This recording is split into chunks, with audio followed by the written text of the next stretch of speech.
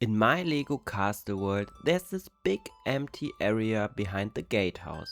Today, we're finally going to bring this place to life. I'm starting working on a brand new building. But before we get there, I want to finish the ramp and rework this little corner. A long time ago, I planned to build a small staircase here, but I've changed my mind. Instead, we're given this part of the courtyard a bit more greenery. Hi, I'm Jasper from CastleStube. Here, we're building a huge Lego medieval castle, brick by brick. If you've been following this project for a while, you may have noticed a pattern in my videos. Quite often, I start with the less exciting parts of the build. And today I thought I'd give you a little insight into my building and video creation process. For me, each episode is a self-contained project. I build, edit the footage, record the voiceover, create the thumbnail and title, and finally upload the finished video. That also means the castle you're seeing at the end of this episode is exactly how it looks when I hit publish. I don't build 2 or 3 updates in one session and split them into multiple videos later. Every episode documents one complete stage of the castle's progress. When it comes to building, I approach it a little bit like sports. I never start with the hardest part.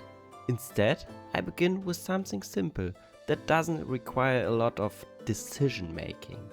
Adding vegetation, placing tiles, shaping a mountainside, the kind of work where I can just sit down and build without overthinking every brick.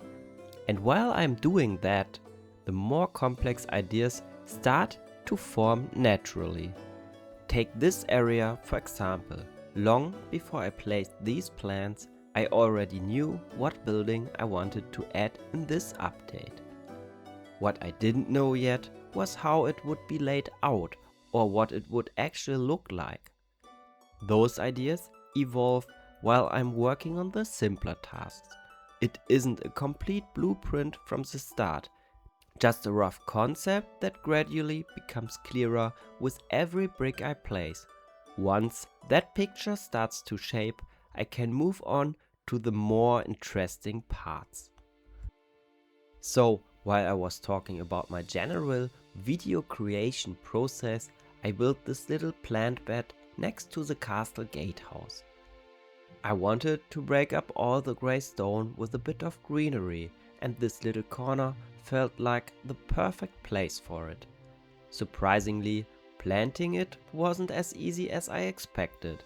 I didn't want it to look completely wild, but I also didn't want it to feel too carefully designed.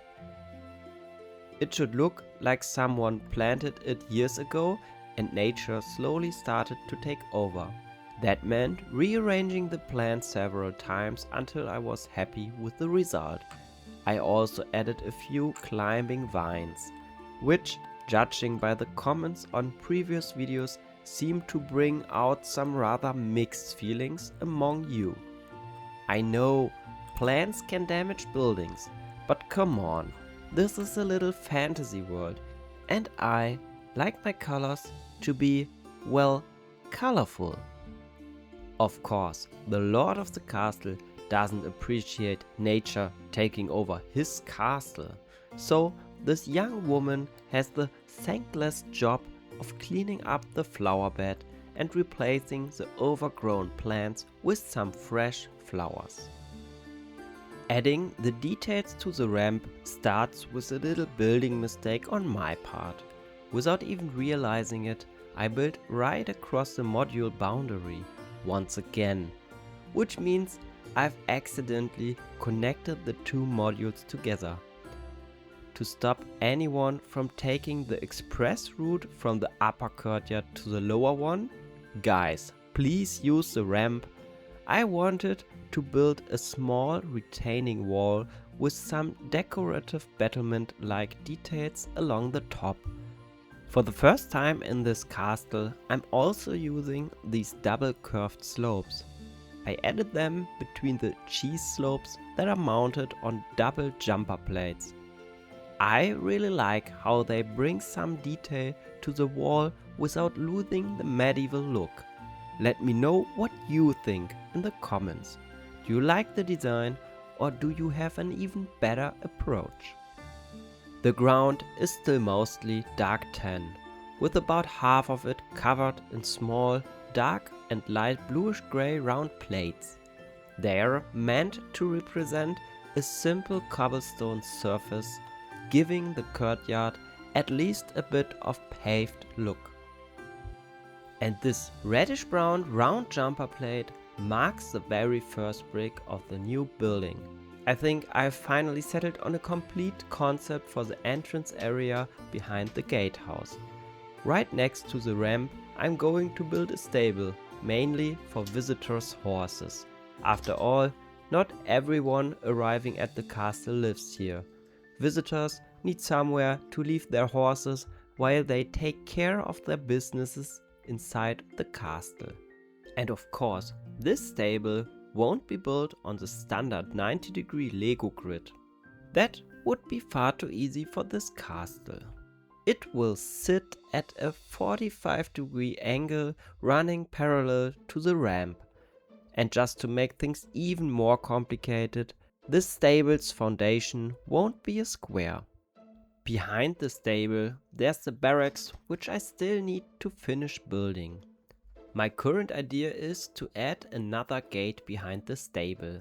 That way the upper courtyard, reserved for the castle's nobles, becomes clearly separated from the area directly behind the main gate. Since the stable isn't built on the standard Lego grid, I first have to figure out where I can actually anchor it to the base. Strictly speaking, that's not a requirement for a legal Lego build, but I'd rather play it safe. I want my buildings to be connected to the ground wherever possible, not just sitting there held together by gravity. And yes, I know, those aren't horses. The cows and the deer are just conveniently horse-sized placeholders. Don't worry, the real Lego horses are waiting backstage. They make their appearance later. While I was at it, I also experimented with a different wall design on the other side of the ramp, using this little 1x1 pyramid pieces. Right next to the stable though, I decided to stick with the double curved slopes. They're probably a bit safer for the animals. I wouldn't want any horse accidentally bumping into sharp stone decorations. While figuring out the shape of the stable, I used these modified facet tiles and triangular tiles to mark out the footprint of the building. I also didn't want there to be a step up into the stable, so I had to rework the ground underneath it. Unfortunately, it wasn't possible to remove the step completely. In the end, I settled for a compromise. There's now just a single plate step into the stable.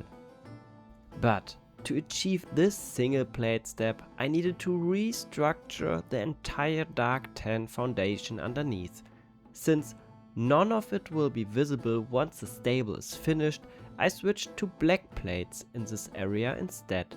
That saves me a few dark tan plates, which is great because I never seem to have enough of them. Those of you following this project for a while probably already know this. I just enjoy building things properly, even if they'll never be seen again. It would be easy to say, nobody will ever see this, just use whatever colors you have. But that's just not how I build. And to finish it off, the area underneath the stable is covered with black tiles. As a little Easter egg, I even hid the keep out tile underneath, just to make sure nobody goes looking under the stable. With the foundation sorted out, I could finally start working on the outer walls. For the walls, I'm sticking with my usual combination of light bluish grey bricks. My first idea was to build the 45-degree angled wall using swivel hinges. But then I remembered this A-shaped element that already provides a fixed 45-degree angle. Using that piece makes the whole wall much more stable, and it also integrates much more cleanly into the foundation. I couldn't resist adding one more anchor point to the stable. Together with the anchor points of the paddock, which we'll probably build next episode, the entire structure will be tied down at 4 points, forming a perfect square. The stable will also get a few windows facing at the castle courtyard, framed in light bluish grey with black window lattices. One thing I've noticed while building this castle is that the walls are starting to feel a little repetitive. That's probably inevitable to some extent. After all, it's a castle, but I'd still like each building to have its own character and style. Maybe that's the reason why I'm building everything in such a weird angle? Anyway, I already have a few ideas for the upper floor of the stable, so I'm hoping that'll give this building its own identity. By the way, I covered the entire floor of the stable with cobblestones. My thinking was, with the horses constantly walking in and out, the ground would get pretty dirty. A cobblestone floor just feels much more practical than plain earth. And now it's finally time to work on the stable's interior, starting with the back corner. The first thing I'm adding is a pile of hay using ton pieces. Surprisingly, that's not as easy to build as I expected, at least not with the parts I currently have available. For now, I'll do the job, but I can definitely see myself coming back and improving it in the future.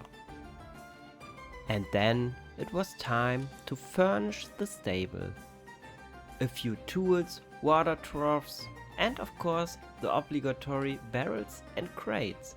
I even filled the water troughs with water. I mean, it would be rather inconvenient for the horses otherwise. By the way, water troughs. I had to say that word so many times while recording this episode, and I'm still not convinced I'm pronouncing it correctly. English can be cruel sometimes, at least from a German perspective. Anyway, speaking of horses, a stable without horses wouldn't make much sense, would it? For now, I'm adding a reddish-brown horse and a tan one. After finishing the build and putting together the thumbnail for this episode, I actually swapped them for a white horse and a dark orange one. They simply stand out much better and don't blend in with the tools and the hay quite as much. The stable boy is stuck sweeping the floor and cleaning up after the horses. It doesn't seem to be his favorite job. The rider is busy grooming his horse. I'd imagine riders and knights had just as close a bond with their horses back then as they do today. The lord of the castle apparently managed to buy a rather impressive supply of carrots at a bargain price. The horses certainly won't complain. Probably much better than hay, right? My wife insisted that every proper stable needs a cat. I always thought a dog would be a more obvious choice, but after looking into it, she was absolutely right. The cat's job was to keep the rats and mice away, so they wouldn't eat the Lord's royal carrot supply. I know, this stable is still far from finished, but we are already hitting the 15-minute mark. So I'll wrap up this episode by building the stable doors. I'm going with a simple double door in reddish brown with a rounded arch at the top. In the next episode, I'll try to finish the stable. The paddock is next on the list. As you may have noticed, I have already started laying out the fence. After that, the stable will probably get a hayloft and, of course, a proper roof. It's hard to believe this was already the 25th update in my LEGO Castle World series, and yet it still feels like we're only getting started. As always, I'd love to hear your thoughts, ideas and suggestions in the comments. And if you'd like to follow the progress on this castle, consider subscribing so you don't miss future updates. Thank you so much for watching, and until next time, the castle keeps growing, brick by brick.